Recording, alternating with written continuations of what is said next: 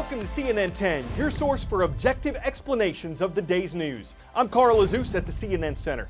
We have some medical news leading off today's show. In the midst of the second deadliest outbreak of the Ebola virus, there could be a light at the end of the tunnel. First, here's what's been going on. An Ebola outbreak was declared last summer in the Democratic Republic of Congo. That's where the disease was first identified in 1976, and the outbreak that started last year was at least the 10th one since then in the DRC. 1 year later, more than 2,700 people in all have been infected, and more than half of them have died. There's no cure for Ebola. The virus's symptoms usually include fever, body aches, stomach pain, vomiting, and bleeding. And without extensive protective gear, anyone in close contact with someone who's infected is at risk. So what's this silver lining? There are 2 new medical treatments available to Ebola patients, and some doctors say they're highly effective. On average, Ebola kills half the people it infects. But among 500 Ebola patients who received the new drug treatments, the death rate was between 29% and 34%. And the news gets better. For patients who were treated early enough with these drugs, researchers say the death rate drops to between 6 and 11%. So scientists believe the drugs show a lot of promise in moving toward a cure. Over the past 4 decades, the Ebola virus has devastated communities and fueled fear across Central and Western Africa.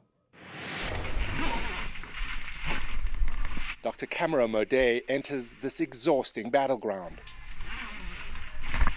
where a transparent barrier isolates a highly contagious Ebola patient from the outside world.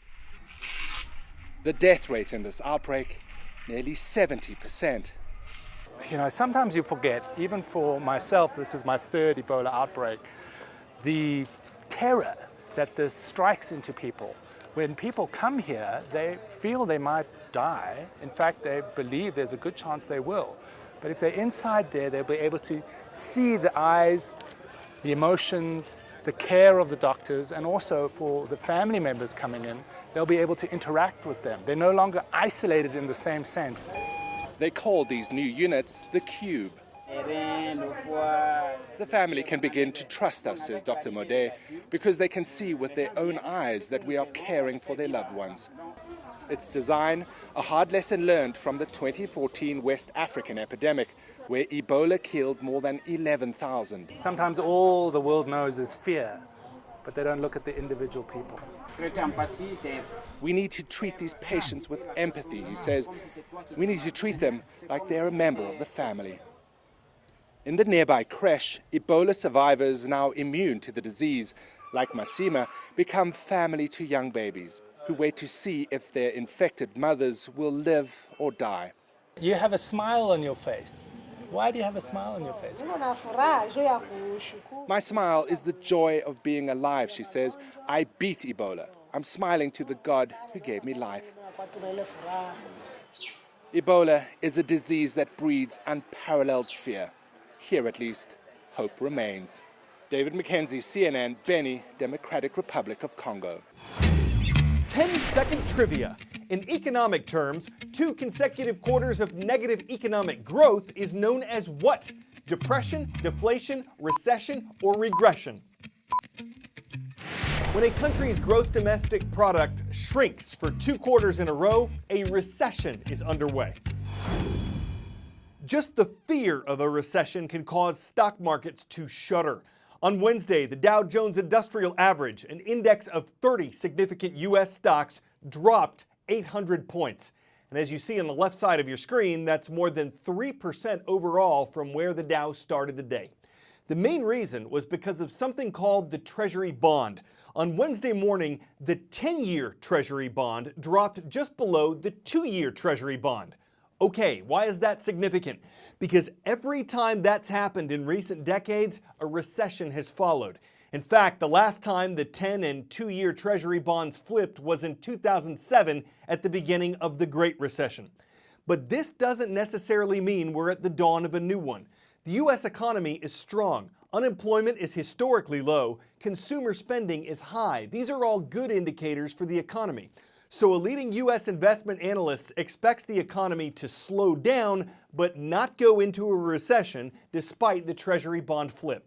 Still, the change led investors to sell stock in companies and move it into bonds, a less risky place to keep money in uncertain times, and that's what caused the stock market to take such a dive. Positive Athlete. It's an ongoing series that features high school students helping others, whether they're on or off the field, and Waswa Robbins is a great example. As a boy in the African nation of Uganda, he lost both his parents and was eventually adopted by an American woman. Since moving to the U.S. 5 years ago, he's worked to connect students from 2 continents. My name is Waswa Robbins, and I'm from Uganda.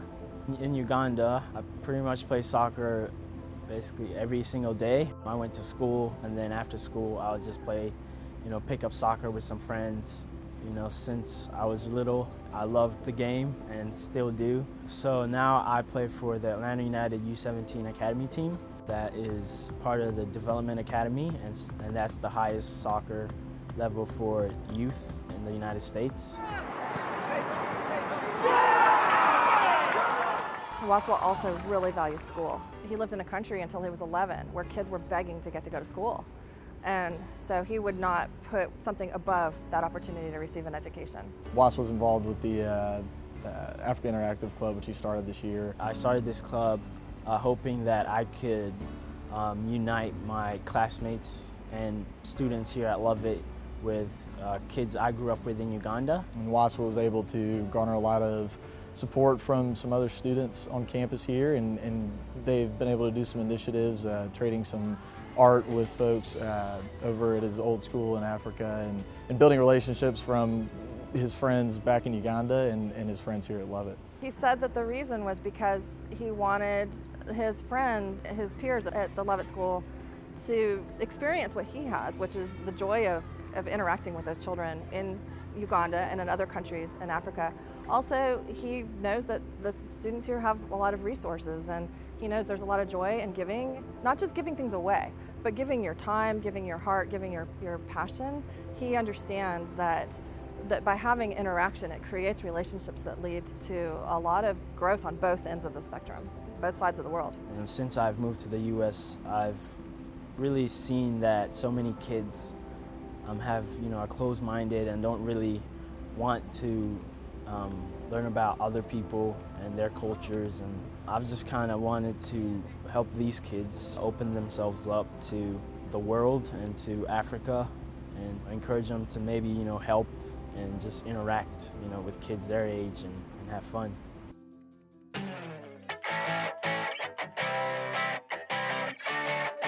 Unlike yours truly, not everyone in news wants to be on camera. Take, for instance, this burrowing owl. It's easy to see she ain't happy about reality TV.